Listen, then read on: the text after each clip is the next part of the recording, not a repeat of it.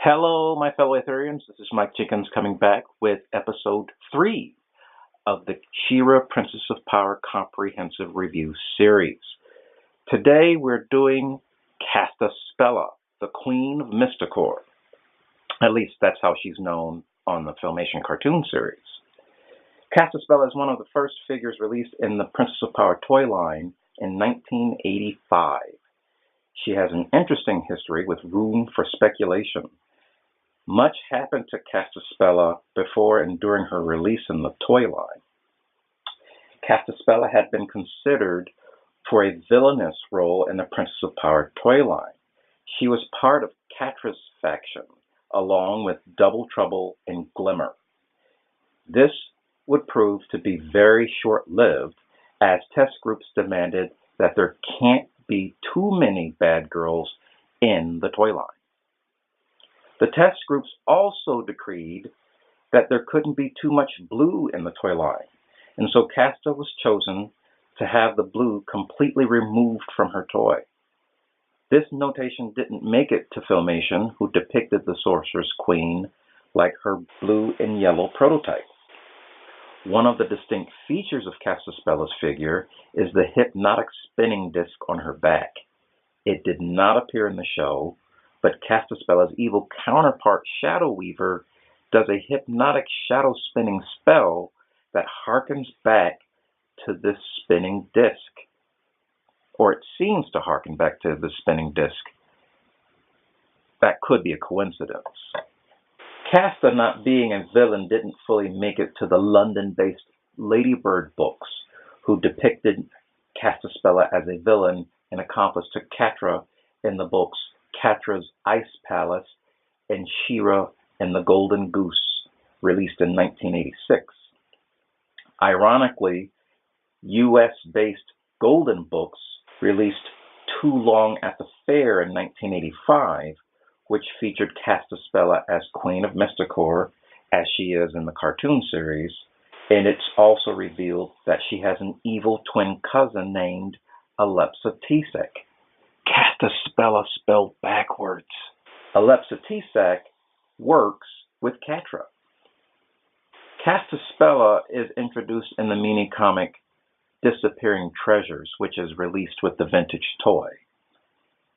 There, she casts a spell on Treasure to defend it from Catra. There's not much character development beyond that, and she's not featured in the rest of the comic book series. In the cartoon series, Castaspella would appear in 9 out of the 93 episodes of the show. She was introduced in the 10th episode titled The Prisoners of Beast Island. She is depicted as the Queen of Mysticor, whose seat of power rests in the floating enchanted castle. She-Ra first meets Casta as an old woman in the dark forest. She's under the thrall of the evil Mortella. With the help of She-Ra, Casta breaks Mortella's spell, reclaims her throne, and takes her place as one of the most powerful mages in Etheria. It is revealed in the series that she trained under the wizard Norwin with fellow student Lightspinner. Lightspinner betrayed Norwin to the Horde, but before she could become too powerful, Norwin and Castaspella destroyed the machine that was augmenting Lightspinner's powers. Lightspinner emerged as Shadow Weaver, who vowed to destroy both Norwin and Casta. Shadow Weaver's similarities to Castaspella have led me to believe that the evil sorceress was created to replace Castaspella once she was removed from her villainous role in the toy line.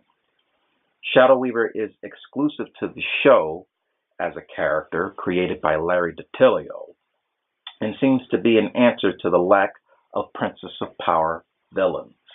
Here is vintage 1985 Castaspella.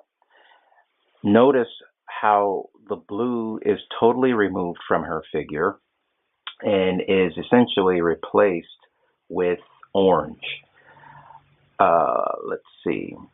The orange is on her bodice, and that's pretty much where the orange is. On some figures, on some of the vintage figures, the orange can also be on her legs, or her legs are flesh tone.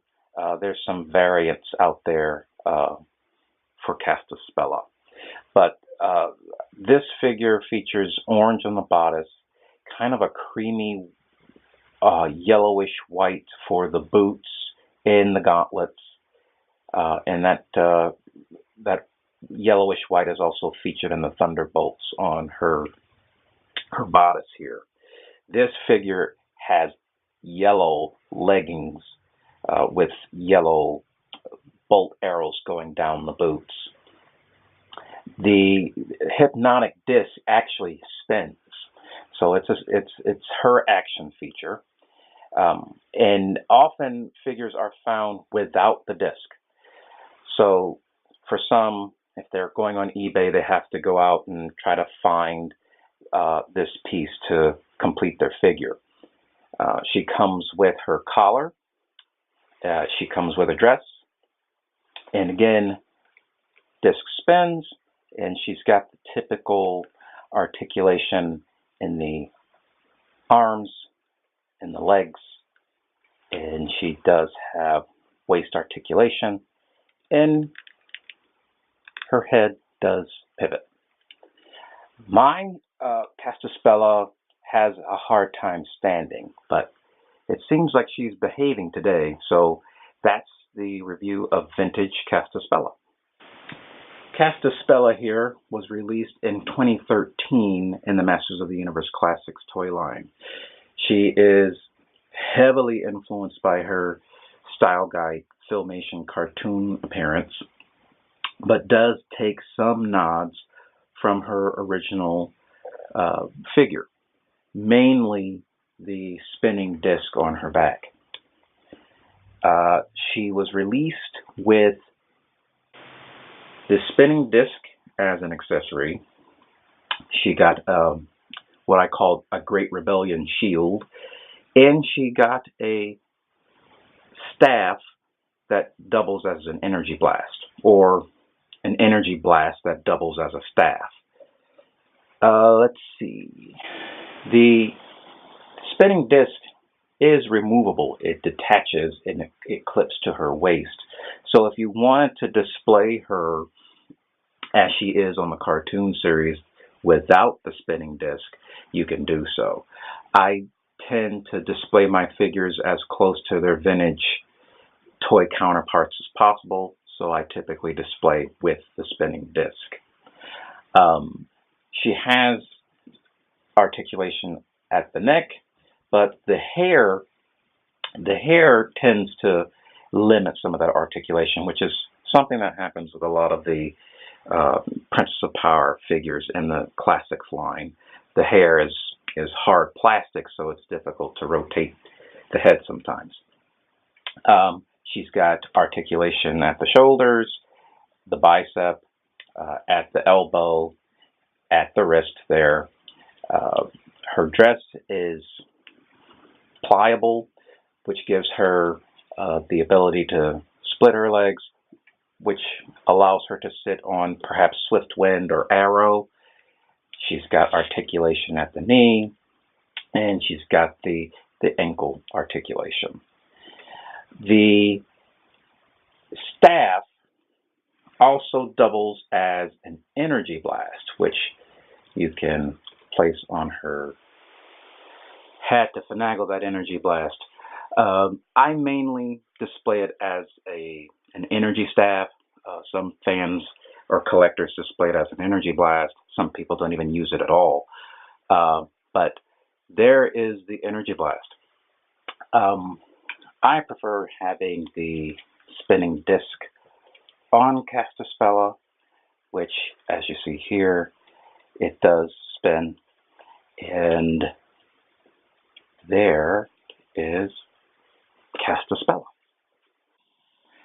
Join me next time for episode 4, which will focus on Catra, the main villain of the Princess of Power toy line.